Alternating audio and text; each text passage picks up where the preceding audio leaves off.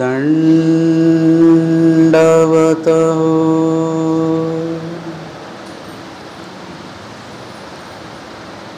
आजच्या या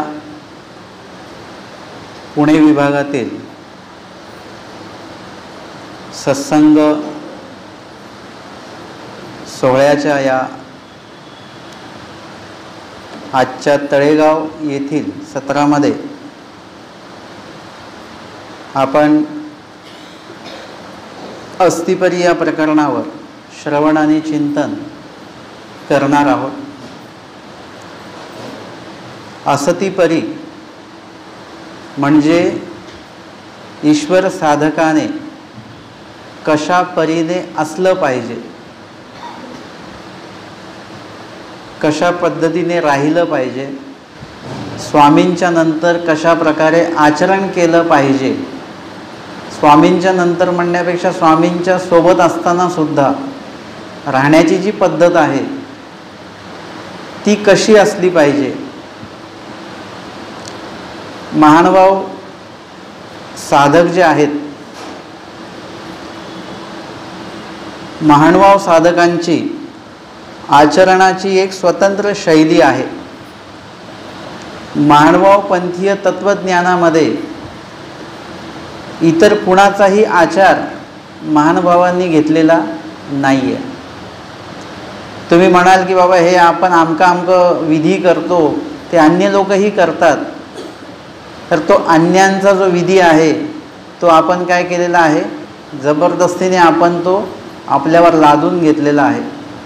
वांचून महानुभाव तत्वज्ञानामध्ये खूपसे असे विधी आहेत जे सांगितलेलेच नाही आहेत आणि जे आपण करतो, परंतु तत्वज्ञानाचा कुठल्याच प्रकारचा आधार त्या तुमच्या विधीला नाही आहे।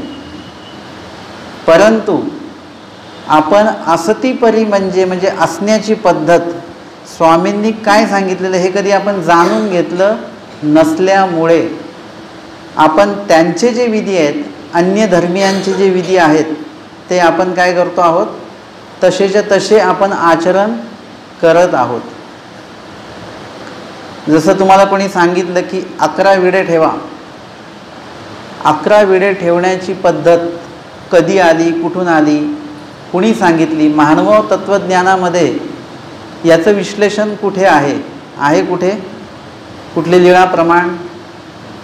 आम्हाला जेव्हा महानुभाव तत्वज्ञान सांगितलं जातं तेव्हा त्याच्यामध्ये असं सांगितलं जातं की श्रुती, स्मृती, वृद्धाचार, मार्गरूढी या 4 प्रमाणामध्ये जर का एखादा विधी असेल तर तो विधी आम्हाला मान्य आहे, तो विधी आपण करावा, कारण की त्याला त्या गोष्टींचे प्रमाण आहेत। भटोबासांचं प्रमाण असलं पाहिजे, स्वामींच्या श्रीमुखीचं प्रमाण असलं पाहिजे, स्मृतींपैकी प्रमाण असलं पाहिजे। परंतु जर का यापैकी कुठलंही प्रमाण जर का नसेल तर तो विधी करावा की नाही करावा हे जाणकार व्यक्तींनी स्वतः त्याचा निर्णय घेतला पाहिजे। आणि म्हणून अस्थिपरी सांगणं आणि अस्थिपरी ऐकणं हे खूप महत्त्वाचं असं आहे। मला मागेच कुणीतरी म्हणालं होतं, आम्ही जेव्हा घाटकोपरला अस्थिपरी लावलेली होती, ते म्हणाले ग्रस्तांना अस्थिपरी सांगण्याची काय गरज आहे? अस्थिपरी कोणासाठी आहे? साधूंसाठी आहे। हे एक सोपं असतं बरं का, कुठलंही आचरण असेल ते साधूंसाठी आहे, साधूंसाठी आहे, साधूंसाठी आहे। परंतु तसं नाही आहे। गुलाबी कपडे किंवा दीक्षित वेश जो आहे तेवढंच फक्त साधूंसाठी आहे। या व्यतिरिक्त जेवढं काय आचरण सांगितलंय ते सगळ्यांसाठी आहे। जे साधू झालेत त्यांच्यासाठी आहे आणि ज्यांना साधू व्हायचं आहे त्यांच्यासाठी सुद्धा आहे। आपण जेव्हा म्हणतो हे आमचं आचरण आहे, साधूंचं आचरण आहे, म्हणजे तुम्हाला साधू व्हायचं नाही आहे असं ते अप्रत्यक्षपणे तुम्ही सांगत आहात। जर का तुम्हाला पुढे जाऊन अनुसरण घ्यायचं आहे तर तुमच्यासाठी सुद्धा तो विधी आहेच आहे। आणि म्हणून ग्रस्त लोकांनी सुद्धा अस्थिपरी म्हणजे काय आहे हे लक्षात घेणं खूप गरजेचं आहे आणि त्यांच्यापर्यंत सुद्धा ती अस्थिपरी पोहोचली पाहिजे। मला तेव्हा कोणीतरी विचारलं की हे ग्रस्तांना तुम्ही अस्थिपरी का सांगता, हे साधूंसाठी आहे. मी त्यांना अस्थिपरीचा प्रत्येक वचन आणि त्याचा अर्थ ग्रस्तांच्या आचरणावर लावून दाखवला. त्यांना सांगितलं विकार शून्य म्हणजे काय, जीव देवता आणि प्रपंचामध्ये तुमची जी आवड आहे ती काढा. आणि कुठे लावा ती आवड, आहे की नाही. विकार शून्य, अधविकाराची शून्यता करायची, ऊर्ध्वविकारामध्ये तुम्हाला तुमचं मन लावायचं आहे. तुम्ही प्रपंचात आहात, तुमची कर्तव्यता जी आहे ती तुम्ही करत राहा. प्रपंच सोडा असं नाही आहे, प्रपंच करत राहा. जोपर्यंत तुम्हाला तो प्रपंच सोडण्यासाठी अडचणी आहेत तोपर्यंत प्रपंच करा. परंतु तो करत असताना ईश्वराच्या ठिकाणी आवडी तुमची यथायोग्य प्रमाणामध्ये उपयोगी लावा. याला वासनिक असं म्हणतात. जो ग्रस्ताश्रमी आहे, जो प्रपंचामध्ये आहे, लग्न झालेला आहे, प्रपंच करतोय तो, तरीसुद्धा त्याला वासनिक म्हटलं का, कारण की त्यांनी अधविकार जो आहे तो शून्य करून टाकला किंवा शून्य करतोय तो हळूहळू हळूहळू. जीव देवता प्रपंचातनं तिने आवड काढलेली. त्याच्यानंतर पुढचं वचन येतं विकल्प शून्य.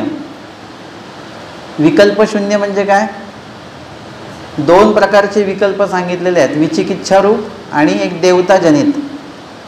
मग गृहस्थांनी देवतांचं आचरण केलं तर चालेल का, म्हणजे आलं की नाही.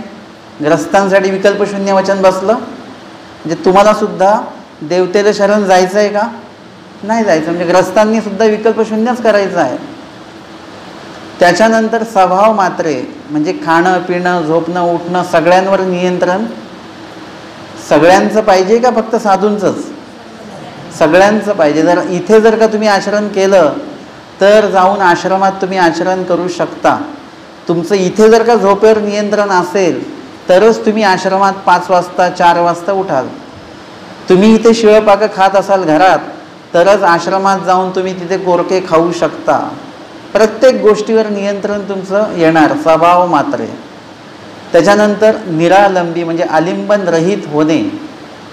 आलिंबन रहित होणे म्हणजे काय, जेवढं काही दोषरूपी जेवढं काय आहे त्याचं आलिंबन आपण बाळगलं नाही पाहिजे का, बाळगलं पाहिजे. गृहस्थांनी भांडणं केली तर चालतात का, चालेल. गृहस्थांनी जर का भांडण केलं तर चालेल का, नाही. म्हणजे ते जे दोषरूपी आलिंबन आहे ते काय केलं पाहिजे, त्यागलं पाहिजे. असे कितीतरी दोषरूपी गोष्टी आहेत त्या स्वामींनी कुठेच सांगितले नाही की बा अनुसरण्यानेच किंवा दीक्षितानेच याचा त्याग करावा. जो परमेश्वराचा होऊ इच्छितो त्या सगळ्यांनी त्या दोषरूपी आलिंबनाचा, आलिंबन म्हणजे आश्रय, उगाचच आपण ते धरून ठेवलेल्या त्या गोष्टी आहेत त्याचा आपण वेळीच त्याग केला पाहिजे. काही लोकांचं असं आलिंबन असतं की काय तरुणपणामध्ये पोथीपान ऐकायचं. पोथीपान देवधर्म कधी करायचा, म्हातारपणी, म्हणजे तेव्हा करायचा. म्हणजे हे सुद्धा काय आहे, हे चुकीच्या विचारांचं आलिंबन आपण ओढून घेतलेलं आहे. त्याच्यामुळे आता नाही करायचं असं एक ते ठरवून घेतलेलं आहे आपण. तर तसं सुद्धा असता कामा नये. म्हणजे असे अनेक दोषरूपी आलिंबनांचा त्याग स्वामींनी सांगितला. आणि पुढचं वचन कुठलं येतं, देवता स्मरणे म्हणजे परमेश्वराच्या, देवता असं परमेश्वराला म्हटलेलं आहे. आपण लगेच सगळे घाबरून जातो की देवता आणि देवतेला परमेश्वर कसा म्हणायचं.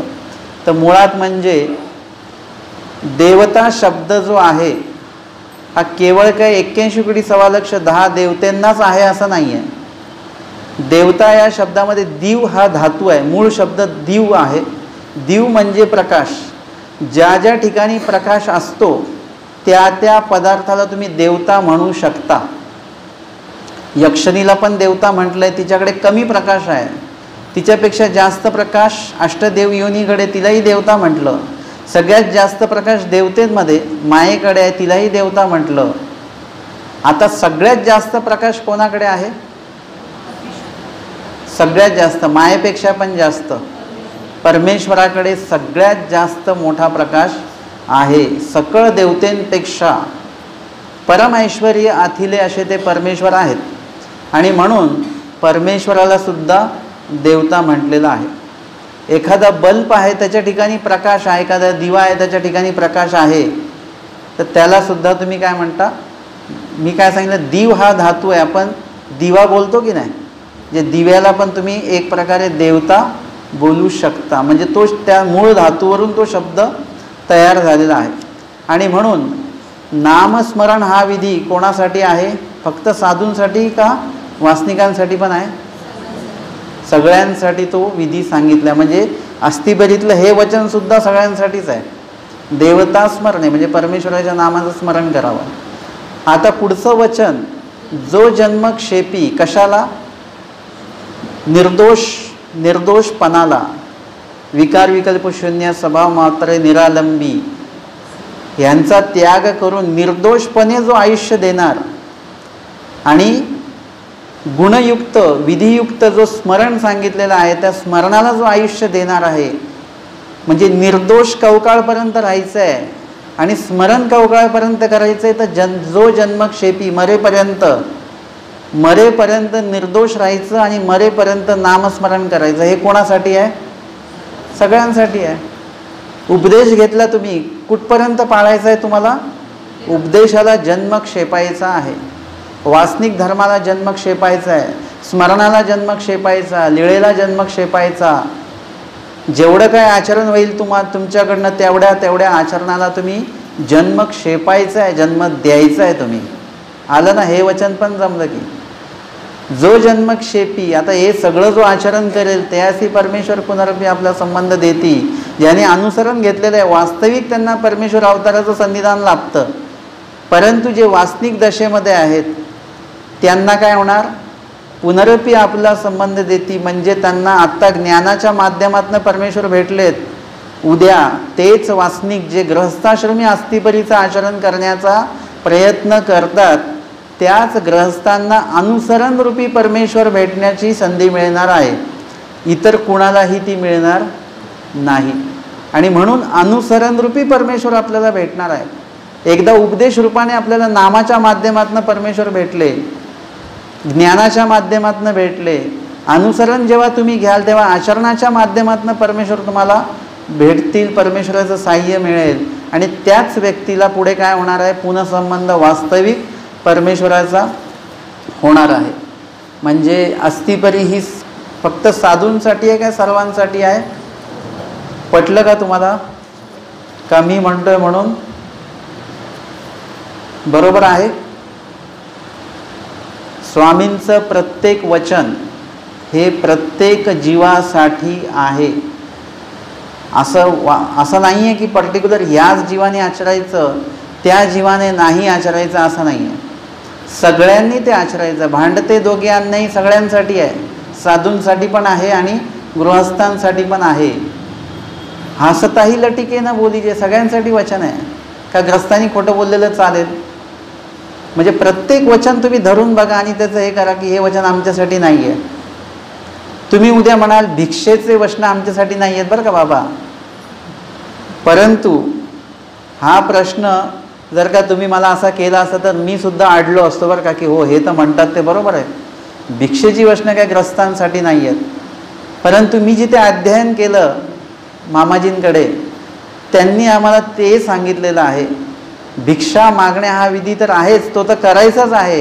तो विधी केल्यानंतर जी योग्यता घडणार आहे ती तर घडणारच आहे. परंतु भिक्षा मागण्याची जी काही पूर्वतयारी आहे, जसं त्याला रंगीत तालीम बोलतो की नाही आपण, जे आपण आता इथे आपण व्यासपीठावर आहोत, व्यासपीठावर काही जे सादर करणार आहोत, आपण भाषण करणार आहोत, देवाची लीळा सांगणार आहोत, ते तर इथे आल्यानंतर सांगणारच आहोत. पण त्याच्या आधी आपण काय करतो? सकाळपर्यंत दुपारपर्यंत त्याची रिहर्सल करतो, एकट्यानेच ते बोलतो, समोर कोणीच नाही तरी आपलं बोलणं चालू आहे. त्याला म्हणतात आपण प्रॅक्टिस करतोय, रिहर्सल करतोय, रंगीत तालीम करतोय. तसं तुम्ही आचरण तर करणारच आहात. भिक्षा झोळी घेणार, पात्र घेणार, देवाला विनंती स्मरण करून तुम्ही भिक्षेला चालत जाणार, बिना चपलांनी जाणार, उन्हात तानात जाणार. स्वामींनी सांगितलेल्या भिक्षाविधीचं यथातथ्य आचरण तुम्ही करणार आहात. अनुसरण घेतल्यानंतर पण त्याची रंगीत तालीम कुठे करावी लागेल? तुम्हाला इथे करावी लागेल. जर का तुम्हाला गरमच चपाती लागत असेल तर तुम्ही भिक्षा मागून जेवू शकता का? तुम्हाला इथे सवय करावी लागेल. शिळी चपाती असेल घरात तरी ती तुम्हाला खाता आली पाहिजे. शिळी भाजी असेल तरी ती घेता आली पाहिजे. घरी तुम्ही असं नाही म्हटलं पाहिजे की आज आमकी भाजी बनवा बरं मसालेदार. ती जी भाजी बनेल ती ताटात वाढताना सुद्धा विचारायची नाही की कसली भाजी आहे. जे आहे ते वाढलं, गपचूप खायचं. स्वामी सांगतात की अंत पोकळ असे खाली ओटळ असे जाईल परते, फक्त तुम्ही चावावा गिळावा येतुलेच करायचं आहे. चावायचं आणि गिळायचं, त्याची चवीसुद्धा घ्यायची नाही, काही नाही. असे खूपसे ग्रस्त लोक मी बघितलेले आहेत जे पैशाने श्रीमंत आहेत, परंतु पैशाने श्रीमंत असण्यापेक्षा ते ज्ञानाने सुद्धा श्रीमंत आहेत. असे लोक मी बघितलेले आहेत की जे पूर्ण मोठ्या ताटामध्ये ते जेवू शकतात. मी पैशावाले का सांगितलं तुम्हाला, कारण की त्यांच्याकडे मोठं ताट असू शकतं, त्यांच्याकडे अनेक वेगवेगळे पदार्थ रोज असू शकतात. असे लोक मी बघितले आहेत की जे प्रपंचात राहून पात्रामध्ये भोजन घेऊन ते काला करून खाणारे गृहस्थ लोक मी बघितलेले आहेत बरं का. म्हणजे ते गृहस्थाश्रमी आहेत, पण स्वामींच्या ते काला करून जेवायचं जे काही वचन स्वामींनी सांगितलेलं आहे त्याचं पालन ते घरी करतायत. मामाजींनी आम्हाला सांगितलं, आश्रमात राहून आत्ता तुम्ही विद्यार्थी दशेमध्ये आहात, तुम्हाला आत्ता आम्ही लगेच भिक्षेला पाठवू शकत नाही. भिक्षेला जाण्यासाठी तुम्हाला आश्रमात काही रिहर्सल करावी लागेल. मग संध्याकाळी पाळं यायचं, दुपारी सकाळी पाळं येतं. मग टोपली असते, त्या टोपल्यांमध्ये भाकर असते. भाकरी असते, सफेद भाकर आणि एक काळी भाकर.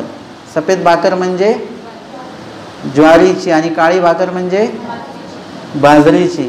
आणि अजूनही त्याच्यामध्ये काळी भाकर असते, त्याच्यामध्ये पण अजून एक काळी भाकर. हां, त्याच्यामध्ये अजून एक काळी भाकर, जळालेली भाकर. जळालेली भाकर असते, ती एकदम काळी असते सगळ्यामध्ये. ती भाकर कोणी घेतं का? तुम्ही घेता जळालेली चपाती? नाही घेत कोणी. मामाजींनी आम्हाला सांगितलं, पाळं घेताना जी भाकर वाढली ती भाकर घ्यायची.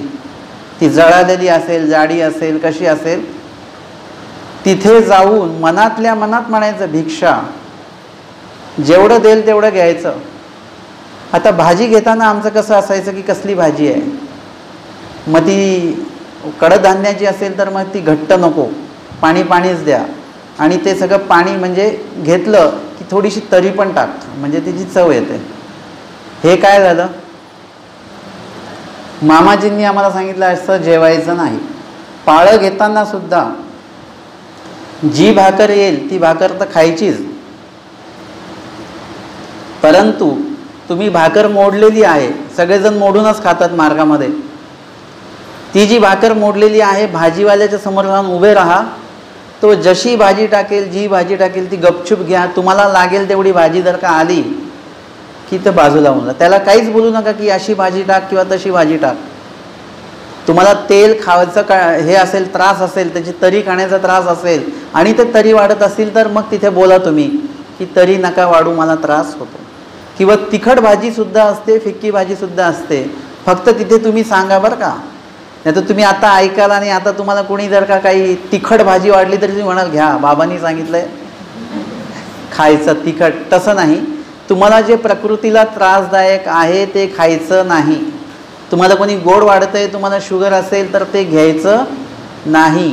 तिथे तुम्ही प्रतिबंध करायचा, परंतु आवड निवड म्हणून नाही करायचं बरं का, की बाबा ही भाजी मला आवडत नाही ती नको, ही भाजी आवडत नाही ती नको, असं नसलं पाहिजे. मामाजींनी ते शिकवलं आम्हाला. आधी आश्रमात जे काय मिळतं, जसं मिळतं ते खायला शिका आधी.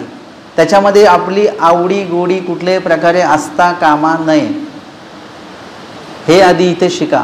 मग आम्ही तिथे तसं करायला लागलो. आत्ता जेव्हा आम्ही भिक्षेला जाऊ तेव्हा आम्ही त्यांना म्हणू का कसली भाजी आहे, भाकरी कसली आहे, जळालेली आहे का, भाजी कसली आहे, कडधान्य आहे का, असं म्हणू का आम्ही त्यांना काही? कारण की मार्गात आम्हाला सगळं खाण्याची सवय लागलेली आहे. आणि मग तशी ती भिक्षाच आहे. तुम्हीसुद्धा तुमच्या घरी गृहस्थाश्रमामध्ये जी काय भाजी किचनमध्ये बनलेली आहे, ती कारल्याची जरी बनली तरी आपलं तोंड कडू झालं नाही पाहिजे. जे आलं ते घ्यायचं. मला ती एक गंमत वाटते, पंचावताराचं ताट फिरवतात ना, तेव्हा मी ते सांगतो नेहमी की ते पंचावताराचं ताट फिरवलं की सगळ्यात पहिले बळी जातो समोशाचा. सगळ्यात पहिले तुम्ही निरीक्षण करा, कधी तुम्ही स्वतः ताट घेऊन फिरवा प्रसाद पंचावताराचा, नंतर दुसऱ्या ढोकळ्याचा बळी जातो, त्याच्यानंतर मग बाकीच्या भाज्या, आणि शेवटी कुठली भाजी राहते? कारल्याची भाजी. कितीही प्रसाद म्हणून दिली तुम्ही तरी कोणी घ्यायला तयार होत, ते म्हणतात नको नको, बस ही भाजी भरपूर झाली आम्हाला, प्रसादाची भाजी आहे कारल्याची, नको नको नको. प्रसादाचं आपलं जे काय महत्त्व आहे ते कारल्याच्या भाजीच्या तिकडे संपून जातं. जेवढे चांगले पदार्थ असले की प्रसाद प्रसाद म्हणून आपण ते घेतो, परंतु तसं नाही आहे. आता तुमचा तो प्रसाद म्हणून तुम्ही घेत नाही, तुम्ही आवडी आणि निवडी म्हणून ते घेताय. तुमची आवडी असल्यामुळे तिथे तुम्ही निवडून ते घेतायत, असं घेऊ नका. जे आलं पात्री पडिले भोजन कीजे, हे फक्त भिक्षा मागणाऱ्यांसाठी नाही आहे, आश्रमात राहणाऱ्यांसाठी नाही आहे. प्रापंचिक लोकसुद्धा आचरण करू शकतात. जे पात्रात भोजन आलं ते, जे योग्य भोजन जे आहे ते तुम्ही ग्रहण करायचं, आणि आपण्या लागे त्याची आणि तेवढंच मागीजे, असं सुद्धा देवानी सांगितलेलं आहे. कोणी तुम्हाला 2 भाकऱ्या वाढत असेल, तुमचा आहार एकच भाकरीचा, तर एकच भाकरी घ्यायची, 2 घ्यायच्या नाही. पात्री पडिले असं नाही. अर्थात तुम्हाला कळलं की जे आचरण साधू झाल्यानंतर आहे, अनुसरण घेतल्यानंतर आहे, तेच आचरण, त्याचं सौम्य आचरण जे आहे ते तुम्ही घरी करू शकता. घरी जे जेवण बनवलं आहे ते तुम्ही गपचूप घ्यायचं. शक्यतो काला करून तुम्हाला खाता येत असेल, जेव्हा तुम्ही तुमचे घरचेच असाल, तुम्ही एकटे असाल तेव्हाची गोष्ट. तुमच्या घरी पाहुणे आलेले असतील तर त्यांच्यासमोर ते काला करून खायचं नाही, नाही तर तुमचं प्रदर्शन होईल आणि तुमच्या आचरणाचं काय होईल? प्रसिद्धी होईल, तुम्हाला नाव मिळेल, त्याच्यामुळे अहंकार वाढेल आपला. म्हणून आचरण जे आहे एकांतामध्ये करायचं. कुणाच्या घरी जर का गेला तर तिथे तसं, परंतु तुम्ही जर का एका गटातले 4-5 जण आहे जे काला करूनच जेवता, तुम्ही जर का एकत्र जमलात तर मग त्या ठिकाणी तुम्ही काला करून खाऊ शकता. असे अनेक आचरणं आहेत, अनेक वचनं आहेत स्वामींची, जी गृहस्थाश्रमामध्ये सुद्धा लागू आहेत. तिथे तुम्हाला सुरुवात करायची आहे. तिथे सुरुवात केली की हळूहळू तुम्ही वासनिक दशेमध्ये याल, आणि वासनिक दशेमध्ये तुम्ही ते परत आचरण तुमचं अजून पक्क होईल, आणि नंतर मग तुम्ही जेव्हा आश्रमात जाल तुम्हाला लगेच दीक्षा दिल्या जाईल का? लगेच दीक्षा दिल्या जात नाही. तिथे ठेवतात ते 1 महिना, 2 महिने, 6 महिने, 1 वर्ष का ठेवतात? तिथे तुम्हाला चेक करतात ते की तुम्ही शिळपाकं खाऊ शकता का, जे आहे मिळतं ते खाऊ शकता का, जी परिस्थिती आहे, जे वातावरण आहे त्याच्यात तुम्ही राहू शकता का, हे सगळं तुम्हाला तिथे तपासलं जातं. परत लोकांतामध्ये तुम्ही राहू शकता का? अनेक लोक असतात तिथे, अनेक आश्रमातनं आलेले, अनेक स्वभावाचे लोकांमध्ये तुम्ही राहू शकता का? आता तिथे राहताना तुम्हाला काय करावं लागेल? स्वभाव मात्र तुम्हाला तिथे करावं लागेल. चिडायचं नाही, तुमच्या मनाच्या विरुद्ध सगळ्या गोष्टी होतील, चिडायचं नाही, कोणाला बोलायचं नाही, कोणाला दुखवायचं नाही. प्रपंचामध्ये तुम्ही कोणाला दुखवत असाल तर ठीक गोष्ट आहे, कर्मराठीतलं आहे, पण दैवराठीत जर का कोणाला दुखवाल तर त्याची चाल पटकन पुढे निघून जाते, त्याची प्रसवाची चाल वाढत जाते. म्हणजे गृहस्थाश्रमामध्ये सुद्धा तुम्हाला असं राहावं लागेल. आत्ता तुम्ही जर का उपदेशी आहात तर तुम्हाला वासनिक व्हायचं आहे. वासनिकाची व्याख्या मानव तत्त्वज्ञानामध्ये सांगितलेली आहे. अनिष्ट सेवा ज्याच्याकडनं जर का घडली तर त्याच्यामुळे जो दुखावल्या जातो, त्याला दुःख होतं की आज माझ्याकडनं मुंगी कशी काय मारल्या गेली, आज माझ्याकडनं एवढं चुकीचं कार्य कसं काय झालं, म्हणून जो पोळतो, अंतरामध्ये जळतो की माझ्याकडनं ही चुकी झालीच का, त्याला वासनिक असं म्हणतात. जो चुका करून विसरून जातो त्याला वासनिक म्हणत नाहीत. ज्याला अनुसरणाची वासना आहे, इच्छा आहे, त्याला वासनिक असं म्हणतात. म्हणजे तुम्हाला वासनिक जेव्हा तुम्ही स्वतःला म्हणून घेणार आहात, घेऊ इच्छिता, तर तुम्हाला हे जेवढी काही वचनं स्वामींनी सांगितले त्या वचनांचं आचरण तुम्हाला काय करावं लागेल? करावं लागेल. कुणी म्हणालं की नाही ग्रस्तांना अस्तिपरी सांगू नका, किंवा सगळ्यांना काही अस्तिपरी सांगू नका, तर सगळ्यांना कळलं पाहिजे की नाही कळलं पाहिजे? आमच्या स्वामींनी काय सांगितलं आहे सगळ्यांना कळलं पाहिजे. आता मला खूप लोकांच्या प्रतिक्रिया येतात की इतक्या दिवस आम्हाला काहीच माहिती नव्हतं, आम्ही हे वाच ते वाच करत होतो. आता आम्ही प्रॉपर सूत्रपाठ वाचायला लागलो, लीळा वाचायला लागलो, स्मृतिस्थळ वाचायला लागलो. त्याच्यानंतर ज्याच्यातनं ज्ञान वाढेल अशी पुस्तकं आता आम्ही वाचायला लागलेलो आहोत. म्हणजे हे कोणी सांगितलं? स्वामींनी सांगितलेलं. हे सगळ्या ज्या गोष्टी आहेत ते आमच्यापर्यंत आमच्या देवाने पोहोचवण्यासाठी उपलब्ध करून दिलेले आहेत. ते आमच्यापर्यंत पोहोचलेच पाहिजे आणि ते पोहोचल्यानंतर तुम्ही त्याचा विचार केला पाहिजे. जसं एखादा विषय जर का तुम्हाला सांगितला, द्रव्य कसं कमवायचं, पैसे कसे कमवायचे म्हणून एखादा कोर्स तुमच्याकडनं करवून घेतला, तर तुमच्या डोक्यामध्ये काय चालू होतं? लगेच तुमच्या डोक्यामध्ये येतं की आपण कुठला व्यवसाय करायचा, कुठे करायचा, कसा करायचा, किती इन्व्हेस्ट करायचा, लगेच विचार चालू होतात तुमचे. एखादा पदार्थ तुम्ही नवीन बघितला तर तो कसा बनवायचा, काय बनवायचा, काय काय टाकायचं, याचे सगळे विचार चालू होतात. कधी बनवायचा आपण तो. तसं एखादं वचन तुम्ही जेव्हा ऐकता तेव्हा त्या वचनातलं आचरण जेव्हा तुम्ही ऐकता, ते आचरण कुणी केलेलं आहे लीळाचारी स्मृतिस्थळामध्ये, ते जेव्हा तुम्ही ऐकता तेव्हा तुमच्या डोक्यातही चालू झालं पाहिजे की आपण हा आचार कधी करायचा आहे. तुम्ही भिक्षाविधी जर का ऐकला, आत्ता तुम्ही भिक्षा नाही मागू शकत, परंतु तुम्ही विचार करू शकता की नाही की आपल्याला सुद्धा भिक्षा मागायची आहे. मग असं उन्हात जावं लागेल, बिना चपलेने जावं लागेल, कुणाशी न बोलता जावं लागेल, स्मरण करत करत जावं लागेल. कशी भिक्षा मागायची, कशी घ्यायची, कशी आणायची, उल्लेख नाही झाला पाहिजे. हे सगळं आत्तापासून तुम्हाला ठरवावं लागेल. तेव्हा जाऊन कुठेतरी, आजकाल आपण लहान मुलांना विचारतो की नाही, मोठं होऊन काय होणार, तो काय सांगतो? डॉक्टर होणार, वकील होणार. एका मुलाने सांगितलं मी पायलट होणार. पायलट होणार म्हणजे त्याला काय माहिती, पायलट होणार म्हणजे विमान चालवायचं. परंतु तो त्या दृष्टिकोनातनं ते लहानपणी स्वप्न बघतो आणि त्या दृष्टिकोनातनं त्याचा कोर्स, त्याचा अभ्यास चालू होतो आणि ते स्वप्न उराशी बाळगून तो मोठेपणी काय होतं, डॉक्टर, इंजिनियर, जे काय व्हायचं ते होतं. तसं तुम्हाला हे स्वप्न कुठे बघावं लागेल? आचरण करण्याचं स्वप्न कुठे बघावं लागेल? इथे बघावं लागेल, ग्रस्त वेशामध्ये बघावं लागेल. तर तुम्ही ते स्वप्न पूर्णत्वास नेण्यासाठी तुमचे धडपड चालू होईल, तुमचं वाचन चालू होईल, तुमचं श्रवण चालू होईल, तुमचं आचरण चालू होईल आणि मग हळूहळू तुम्ही तसे होत जाल. मग अनुसरण ही पुढची स्टेप आहे बरं का. अनुसरणाच्या आधी तुम्हाला वासनिक व्हायचं, तुम्ही वासनिक होऊन जाता मग. आणि वासनिक झाल्यानंतर मग तुम्हाला सांगावं लागत नाही की प्रपंचातली आसक्ती काढा. तो माणूस प्रपंचातच राहतो, परंतु प्रपंचात राहून प्रपंचामध्ये आसक्तीच नाही आहे. हे आहे अनुसरण. अनुसरणाचा तो एक टप्पा आहे असा की तुम्ही थोडं वासनिक आहात आणि अनुसरलेले सुद्धा आहात. तुम्ही पूर्ण अनुसरलेले नाहीत आणि तुम्ही पूर्ण वासनिक नाहीत. तुम्ही निम्मे वासनिक आणि निम्मे अनुसरलेले होऊन जाता.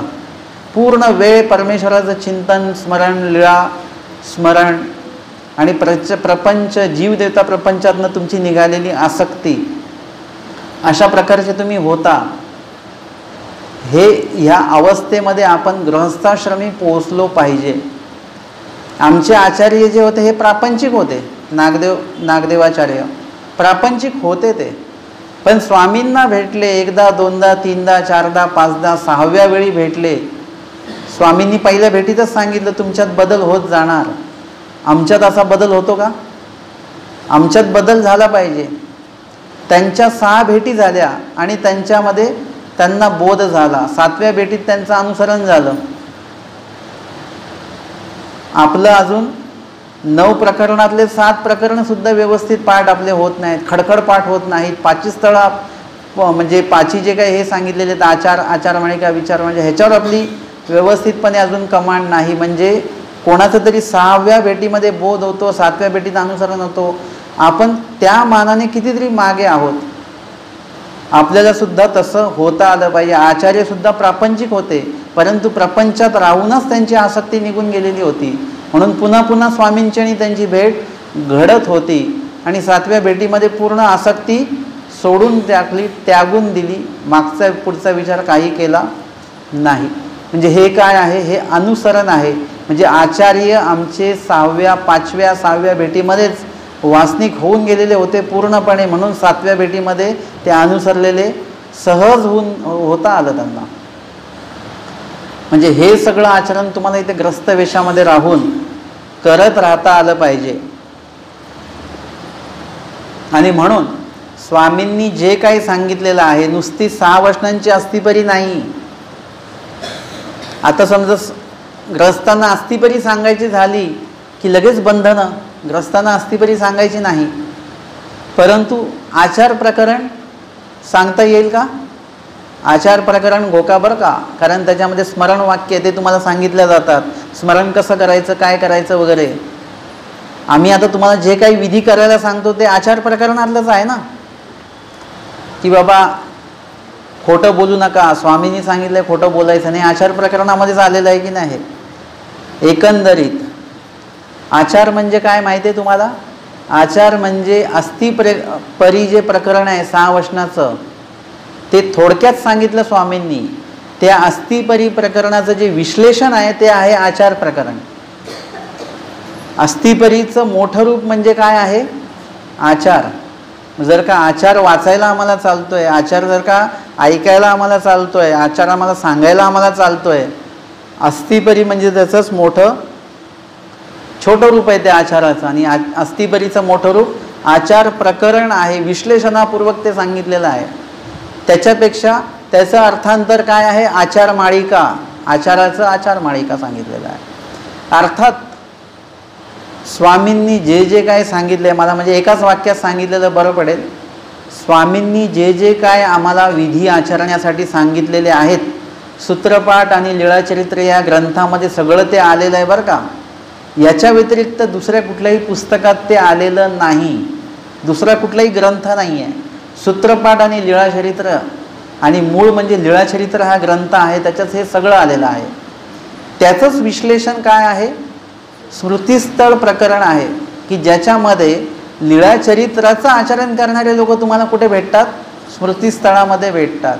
स्मृतिस्थळामध्ये कोण लोक आहेत माहिती आहे तुम्हाला? जे स्वामींचे सन्निधानी होते ते सन्निधानातनं असन्निधानात आलेले लोक तुम्हाला स्मृतिस्थळामध्ये बघायला मिळतील. आणि अजून कुठले लोक भेटतील?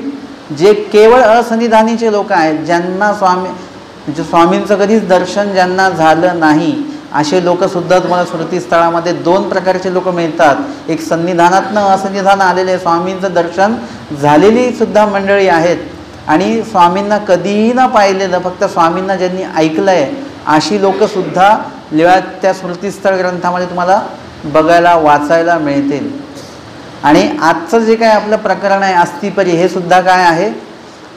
असन्निधान स्थित जे पुरुष आहेत त्यांच्यासाठीचं ते आचरण आहे. ज्यांना आता प्रत्यक्ष परमेश्वर अवताराचं सन्निधान नाही आहे त्यांच्यासाठी सांगितलेली ही अस्तिपरी आहे. आणि म्हणून बेलापूरला असताना आमचे स्वामी या अस्तिपरीचं निरूपण करतात. भटोबास आणि माईम भट्ट समोर बसलेले आहेत. उत्तरार्ध 595 क्रमांकाची लीळा आहे. भटा असन्निधान धर्म निरूपणे, सर्वज्ञे म्हणितले वानर्या, असन्निधान धर्म जिज्ञासागा.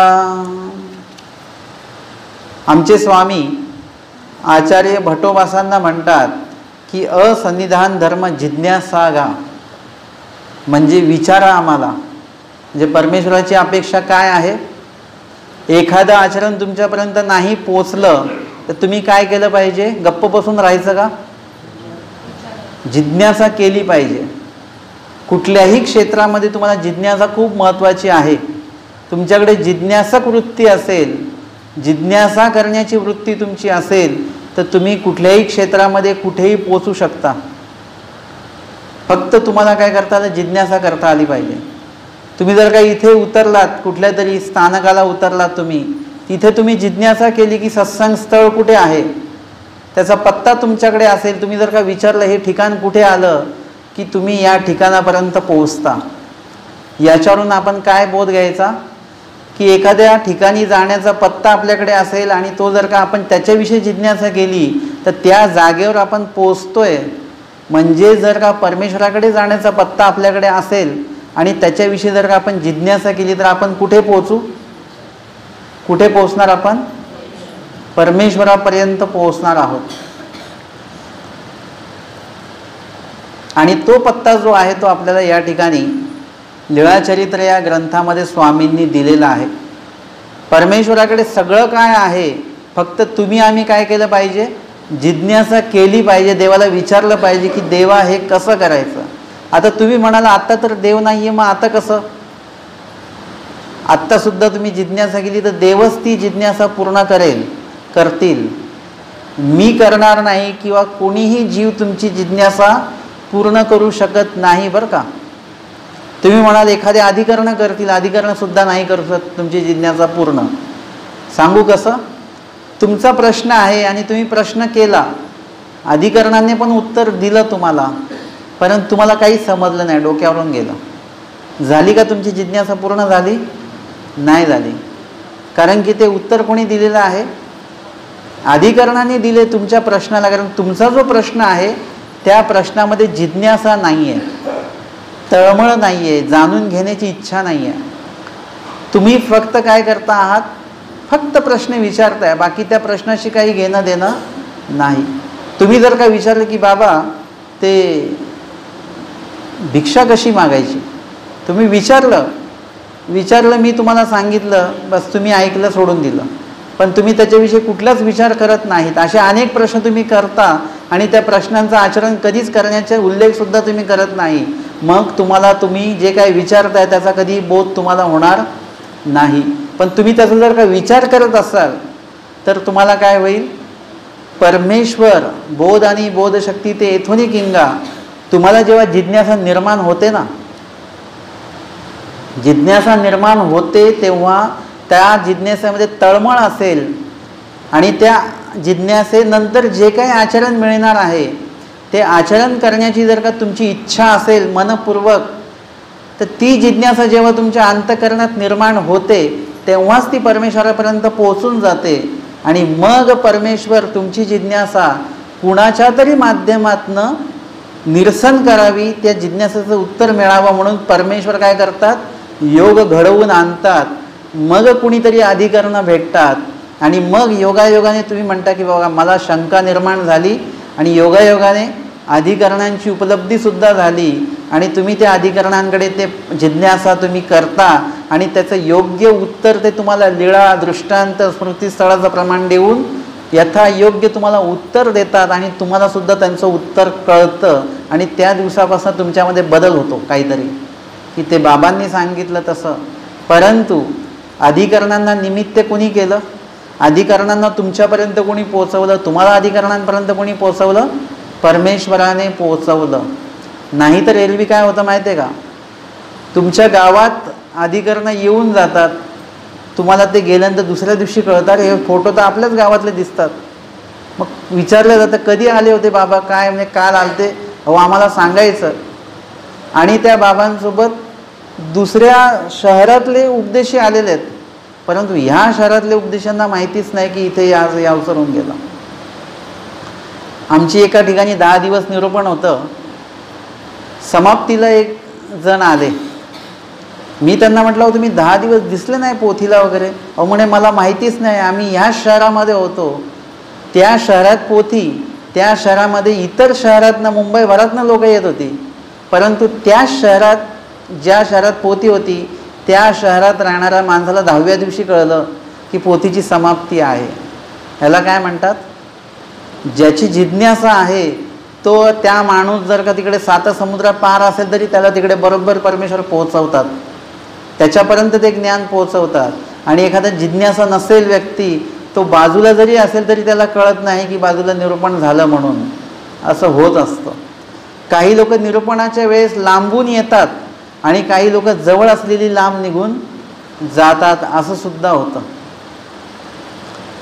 संवत्सरला पहिल्यांदा जेव्हा बाबांनी महावाक्य निर्वचन सगळ्यांच्या आग्रहाखातर लावले, असं झालं की आज ते लावले आणि काही लोक काल निघून गेले होते गावाला आणि ते लागणार असं संध्याकाळी कळलं, मला कुणीतरी कळवलं. मी सकाळी तिथे पोहोचलो. मी लांबचा होतो, म्हणजे मीच असं नाही, माझ्यासारखे अजून काही आमचे होते की ज्यांना ते कळवलं गेलेलं होतं, ते लांब होते, ते लांबून ते बरोबर आश्रमात जवळ पोहोचले. आणि काही कालपर्यंत आश्रमात होते ते नेमके कालच संध्याकाळी आश्रमाच्या बाहेर पडले आणि त्यांच्या माघारी 3 दिवसात पोती होऊन गेली. असं सुद्धा हे कोणाचं हे योगदान आहे? सगळं हे तुम्ही किती जोडलेलं आहे, तुमची किती तळमळ आहे, तुमची किती जिज्ञासा आहे, त्यावर परमेश्वर तुम्हाला लांब ठेवायचं की जवळ न्यायचं हे सगळं परमेश्वर करतात. अर्थात संयोग वियोग साह्यतिनी माया बरोबर करत असते. तुमचा योग असेल तर तुम्हाला बरोबर तिथे पोहोचवणार, तुमचा जर काही योग नसेल तर तुम्हाला तिथून लांब घेऊन जाणार. हे बरोबर सगळं घडत असतं. आणि म्हणून आपण काय केलं पाहिजे? सतत जिज्ञासा या वृत्तीमध्ये आपण असलं पाहिजे. सतत जिज्ञासा म्हणजे काय? सगळ्यांना हाच एकच प्रश्न विचारत बसायचा की स्मरण कसं करायचं म्हणून? असा प्रश्न करत बसणार का तुम्ही? काही लोक असतात की एकच प्रश्न सगळ्यांना करतात. एक व्यक्ती त्यांनी मला प्रश्न केला, मी त्याचं जीव तोडून उत्तर दिलं बरं का, सगळं विश्लेषणपूर्वक लिळाबिळा हे ते. त्यांना म्हटलं समजलं का? हो म्हणे, एकदम छान समजलं. नंतर आम्ही परत एकदा योग आला, माझ्यासोबत अजून साधू होते, त्यांनी तो प्रश्न परत त्यांना केला. तोच प्रश्न जो मला केलेला होता. मी बघतच राहिलो. त्यांना म्हटलं त्या दिवशी उत्तर दिलं तुम्हाला, तुम्ही म्हटले समजलं, सगळं झालं, आज परत तोच प्रश्न करता तुम्ही. आता जर का तुम्हाला ते उत्तर समजलेलं आहे तर तुम्ही काय करा, दुसरा प्रश्न विचारा त्यांना. म्हणजे काय होईल? तुमच्या दुसऱ्या जिज्ञासेचं उत्तर पण तुम्हाला मिळेल, तुमच्यातले ज्ञान पातळी अजून वाढेल. एकाच प्रश्नावर आपण हे करणार का? एकदा आपण गहू तांदूळ जर का काय ते जात्यामध्ये टाकले तर आयुष्यभर दळत राहतो का ते? एकदा दळले, त्याचं पीठ झालं की ते साईडला पडत राहतं आपोआप. परत ते पीठ दळतो का आपण? नाही, ते पीठ बाजूला करत झालं, त्याचं पीठ जे मिळायचं होतं ते मिळालंय. तसं ज्ञानाचं पीठ करू नका. नुसतं उघडत राहायचं असं नाही करायचं. जे आचरण मिळालेलं आहे त्याचं आचरण करण्याची सुद्धा तयारी तुमची असली पाहिजे. मग तुमचा प्रश्न कसा असला पाहिजे? स्मरण कसं करावं हे तुम्ही 10 लोकांना विचारलं. आता तुमची पुढची जिज्ञासा काय असली पाहिजे? स्मरण कसं करावं ही जिज्ञासा नसावी की बाबा आम्ही हे स्मरण तर सुरू केलेलं आहे, परंतु या स्मरणामध्ये आम्हाला लीळा आठवता येत नाही बरोबर, हे आम्हाला त्याच्यात चेष्टा आठवता येत नाही, श्रीमूर्ती कशी आठवायची हे आम्हाला जमून नाही राहिलं, हे कसं करायचं ते सांगा. मग त्याची पुढची स्टेप असेल की नाम तर आठवतं, लीळा आठवते, मध्ये मध्ये नाम बंद पडतं, लीळा चालू राहते, कधी कधी लीळा बंद पडते, नाम चालू राहतं, हे आम्हाला अडचणी येतात. म्हणजे तुमचं ते स्मरणाचं सगळं ते कार्य तुमचं चालू आहे हे लक्षात येतं. म्हणजे तुमची जिज्ञासा ही तुमच्या पण उपयोगी येते आहे आणि इतरांच्या सुद्धा उपयोगी येते आहे. अशा प्रकारे तुम्ही जिज्ञासा भावली पाहिजे. परमेश्वराला ते अपेक्षित आहे. म्हणून आचार्यांना स्वामी म्हणतात जिज्ञासा करा, म्हणजे असंनिधान धर्म जिज्ञासागा. असंनिधान धर्म म्हणजे आमच्या माघारी तुम्हाला जे आचरण करायचं आहे ते कसं करायचं आचरण, देवाच्या नंतर आम्हाला कसं राहायचं आहे ते आम्ही देवाला विचारून घ्यायचं आहे. किंवा आमच्या स्वामींनी आचार्यांना ते सांगितलेलं आहे. आमच्या सुदैवानेच म्हणा, माईम भट्टांनी ते लिखाण केलं. लिखाण नसतं केलं तर काय झालं असतं? लिखाण करून सुद्धा आपली ही अवस्था आहे की खूप लोक लीळाचरित्रच वाचत नाहीत, ते खूप काही इतर गोष्टी वाचण्यामध्ये आपला वेळ घालवतात. लीळाचरित्र वाचा. आचार्य कुठलं स्तोत्र वाचायचे?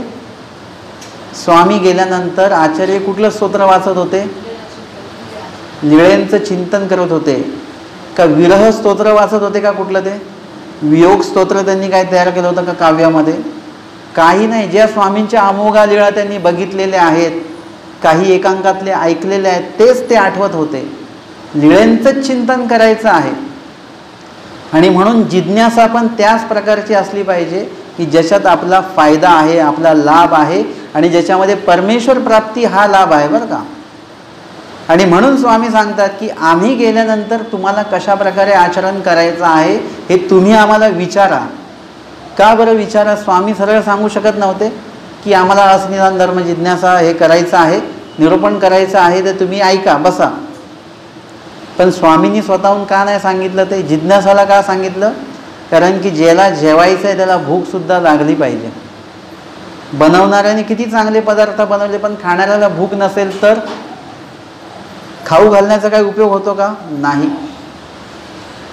तुम्ही पाणी तर दिलं, पण पिणाऱ्याला त्याचं तहानच नाही आहे, तर तो 1-2 घोट पिऊन ठेवून देतो. म्हणजे त्याच्याविषयी त्याची आत्मीयता नसते की मला हे पाहिजे म्हणून. जेव्हा तुम्हाला तहान लागते तेव्हा तुम्हाला वाटतं की मला पाणी पाहिजे, पाण्याशिवाय तुम्ही व्याकुळ होता, आणि मग जे तुम्ही पाणी पिता, जे तुमच्या शरीराला आवश्यक वाटतं, तेव्हा ते तुम्हाला तहान लागते. कधी लागते तहान? जेव्हा तुमच्या शरीराला आवश्यक आहे ते पाणी, तेव्हा तहान लागते, आणि तेव्हा जर का पाणी पिलं तर ते उपयोगी जातं. भूक लागलेली असताना जर का तुम्ही खाल्लं तर ते उपयोगी जातं. भूक नसताना जर का तुम्ही उगाचच खात राहिले तर काय ते अनुपयोगी ठरेल, फूड पॉयझन होईल ते. म्हणून तुम्ही जे ज्ञान घेताय, तुम्हाला घेण्याची इच्छा नाही आहे आणि उगाचच बळच तुम्हाला दिलं जातं आहे, तर ते ज्ञान तुम्हाला प्रणवणार नाही, त्याचा काही उपयोगी होणार नाही. जर आता एवढ्या वेळा आम्ही अस्थिपरी सांगितले तर किती लोक दीक्षित झाले असते, है ना? भरपूर लोकांनी दीक्षा घेतली असती. ते स्मृतीस्थळामध्ये ते वाक्य येतं, त्यासी भटोबासांची भेटी झाली, चर्चा झाली आणि भिक्षा केली ना. दीक्षा लगेच, भिक्षा म्हणजे लगेच दीक्षा त्यांची झालेली आहे. अर्थात त्याच्यामध्ये कालावधी गेलेला आहे, पण थोडंसं निरूपण झालं, 1 महिना 2 महिना, लगेच दीक्षा म्हणजे एवढे तयार होत होते. परंतु जे दीक्षा घेणारे लोक जे होते ते स्वतः जिज्ञासा करत येत होते की काय आचरण आहे, कसं आचरण आहे, आणि मग ते जेव्हा ते ऐकतील, मग त्यांच्या डोक्यात विचारेल की आपणही दीक्षा घेतली पाहिजे, अनुसरण घेतलं पाहिजे, आसक्ती काढली पाहिजे, हा विचार चालू होतो. मग सगळ्यांनी जरी अस्थिपरी ऐकली तरी सगळ्यांची काही दीक्षा होणार आहे, सगळ्यांचीच होणार, पण आत्ता न लगेच होणार नाही, टप्प्याने होईल. कारण की आत्ता आपल्याला भूक नाही आहे अस्थिपरी ऐकायची. आमच्या देवाने आम्हाला काय सांगितलं हे ऐकण्याची आमची सध्या काही वृत्ती नाही आहे. आम्हाला इतर बरीच कामं पडलेली आहेत. आम्ही आहे तेच देवाने सांगितलं म्हणण्यापेक्षा इतरांनी, जीवांनी जे सांगितले, स्तोत्रांचे पारायण वगैरे, याच्यातच आम्हाला वेळ घालवायचा आहे. बाकी आम्हाला सध्या देवाने काय सांगितलं ते आम्हाला ऐकून घ्यायचं नाही आहे, आम्हाला ती भूकच नाही आहे. आणि म्हणून स्वामींना असं वाटतं की आम्हाला काय सांगायचं आहे ते कुणीतरी आम्हाला विचारावं. जसं तुम्ही जर का आत्ता उशिरा आलात तर तुम्हाला अपेक्षा असते बरं का की लोकांनी आम्हाला विचारावं की उशीर का झाला, बरोबर? किंवा एखादा माणूस आजारी आहे, कोणालाच माहिती नाही, ॲडमिट होता आणि त्याला सलाईन वगैरे लावलेली आहे, आणि तो येतो मग सत्संगामध्ये वगैरे, कोणालाच नाही माहिती ते आजारी होते म्हणून. मग ते काय करतात, सलाईन जिकडे लावलेली होती तिथे पट्टी असते सफेद, ते असं करून बसणार वगैरे, पट्टी मग कोणीतरी विचारतं, अरे पट्टी काय झालं? तुम्हाला खरोखर अपेक्षा असते की नाही कोणीतरी आम्हाला विचारावं की आजारी होतात, किती आजारी होतात, कुठे ॲडमिट होतात. जे तुमच्याकडे ज्या गोष्टी आहेत, खास वैशिष्ट्याच्या गोष्टी आहेत, त्याच्याबद्दल कोणीतरी जिज्ञासा करावी, कोणीतरी विचारावं, आणि मग तुम्हाला सांगण्यामध्ये एक आनंद असतो. कधी कधी आपल्याला कोणीच विचारत नाही म्हटल्यानंतर आपण म्हणतो, तुम्हाला माहिती आहे का मला काय झालं होतं? मग तो समोरचा माणूस जोपर्यंत विचारत नाही ना काय झालं होतं, तोपर्यंत आपण सांगत नाही. अहो विचारा तरी काय झालं होतं, असं पण म्हणतो परत आपण. मग तो समोरचा माणूस विचारेल तेव्हा मग आपल्याला सांगायला बरं वाटतं. हे झालं, व्यावहारिक झालं. तसंच परमेश्वराला असं वाटतं की आमच्याकडे जे ज्ञान आहे, आता एखाद्याच्या दुखण्याबद्दल तुम्ही जर का ऐकलं, तुमचा काही फायदा होणार का? काहीच फायदा. तुमचं दुखणं तुम्ही दुसऱ्याला सांगितलं, काय फायदा झाला का? म्हणजे आपण जे एकमेकांचं ऐकतो ना, त्याच्यात आपला काही फायदा होत नसतो बरं का, काहीच फायदा होत नाही. परंतु जेव्हा परमेश्वर सांगतात आणि जेव्हा ते आपण ऐकतो, तर त्याच्यामध्ये आपला खूप मोठा लाभ आहे. फायदा नाही, लाभ आहे, मोठा लाभ आहे, लाभाचे लाभ आहे त्याच्यामध्ये. आणि म्हणून परमेश्वराला असं वाटतं की जर का या जीवाला आम्ही सांगितलेल्या गोष्टी ऐकून जर का मोक्ष होणार असेल, आचरण जर का मोक्ष होणार असेल, तर यांनी त्या का ऐकू नये, आणि ती ऐकण्याची जिज्ञासा याच्यात का निर्माण होत नाही, त्याची तहान, त्याची भूक या जीवाला का नाही लागत? कधीतरी तुम्हाला वाटतं ना की तिखट भाजी खावी, कधीतरी वाटतं की गोड खावं, तसं कधीतरी तुम्हाला का नाही वाटत की आपण अस्थिपरी ऐकावी, आम्हाला अस्थिपरी ऐकायची आहे. बघूया स्वामींनी काय सांगितलेलं आहे, की वासनिक कसं व्हायचं हे काय सांगितलेलं आहे, अनुसरलेलं कसं व्हायचं कसं सांगितलेलं आहे. पुनःसंबंध कोणाला होतो हे आम्हाला जाणून घ्यायचं आहे, आम्हाला काहीतरी करायचं आहे त्याच्या बाबतीमध्ये, ही जिज्ञासा जेव्हा तुम्हाला निर्माण होईल तेव्हा त्या खऱ्या अर्थाने तुम्हाला अस्थिपरी ऐकताना लाभ होईल. नाहीतर मी कितीतरी वेळा अस्थिपरी सांगितली, किती मोठ्या अधिकाऱ्यांच्या मुखाने जरी तुम्ही अस्थिपरी ऐकली, पण तुम्हाला जर का भूक नसेल, जिज्ञासा नसेल अस्थिपरी ऐकण्याची, तर त्याचा लाभ तुम्हाला होणार नाही. आणि म्हणून आचार्यांना स्वामी काय सांगतात, असनिधान धर्म जिज्ञासागा, माहिती करून घ्या आमच्याकडनं. तेव्हा आचार्य काय म्हणतात, जी जी देवेविन काही धर्म असे, देवाशिवाय काही धर्म आहे का? आहे की नाही आहे?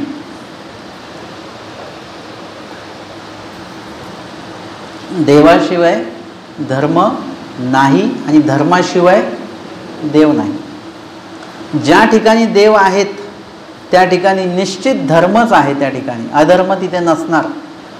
आणि ज्या ठिकाणी देव नाही आहेत परंतु जर का तुम्ही तिथे धर्म आचरण केलं तर तिथे परमेश्वर उपस्थित होतात. धर्मवार्ता प्रसंगे काय सर्वत्र अवस्थान. स्वामी सांगतात ज्या ज्या ठिकाणी धर्मवार्ता होते त्या त्या ठिकाणी आमचं अवस्थान होतं. म्हणजे जिथे देव आहे तिथे धर्म, जिथे धर्म आहे तिथे देव आहेत. स्वामी म्हणतात आचार्यांना की तुम्ही म्हणत असा ते तैसेची, तुम्ही म्हणताय ते बरोबरच आहे, देवाशिवाय धर्म नाही, धर्माशिवाय देव नाही. परंतु आसे तयासी जतन कीजे, परंतु कधी देवाशिवाय जसं धर्म नाही तसं धर्माशिवाय देवसुद्धा नाही आहेत. मग तुमच्याकडे धर्म तर असला पाहिजे की नाही? धर्म असला की देव बरोबर त्या ठिकाणी उपस्थित होतील. मग धर्म कशामुळे निर्माण होतो? आसे तयासी जतन कीजे, म्हणजे तुमच्याकडे जिज्ञासा निर्माण करा, जिज्ञासेतनं ज्ञान निर्माण करा, ज्ञानाचं जतन करा, जतन केलेल्या ज्ञानाचं आचरण करा. आणि मग आचरणामुळे काय होणार आहे, तिथे परमेश्वर उपस्थित होतील, साह्य होईल तुम्हाला.